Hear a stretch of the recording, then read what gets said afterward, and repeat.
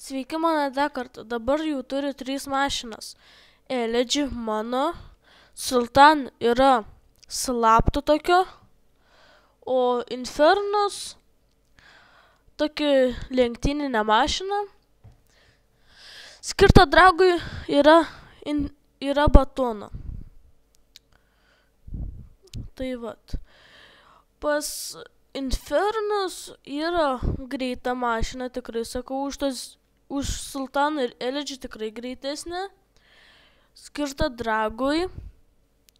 Su ja galima driftint, jeigu kas moka su Infernum driftint, tai gali driftint šiaiptis, jeigu kas moka.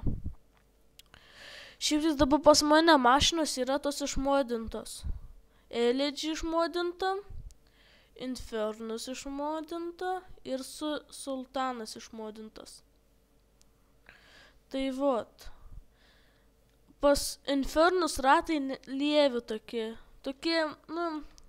kaip čia pasakius, blogi. Kam geri, kam ne. Man tai pavyzdžiui lievi tokie ratai.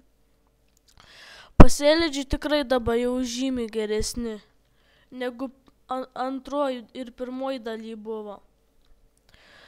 Pas Sultan, normalus tokie, bet Elegy ratai geresni šiaip tais. Ir su jie galima gerai išdriftint. Ir įsistato geros bosavykai gerai įsistato. Pas Sultan tokių bosavykų nėra, tik paprastas kolonėlės. Tai va, o pas Infernus iš viso nėra kolonėlių. Tai va.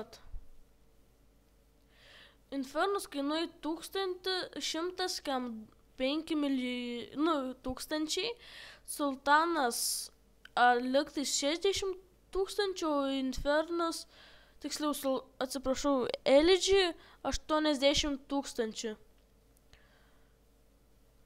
Tai vat.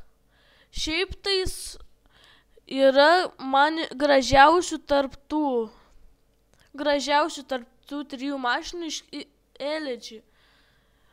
Variklį nesakau, kad blogas, bet normalus. Sultano žiauriai geras variklis. Sultano. Pasižiūrėkite patys.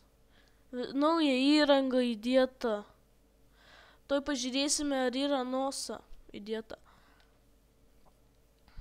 Yra 10 kartų nosa įdėta. Pas mane nėra nosos, nes kai aš driftinu, man nereikalinga ta nosa. Va, matote, paprastos kolonėlės įdėtos ant Sultan. Tai vat. Ačiū, kad žiūrėjote. Sėkmės.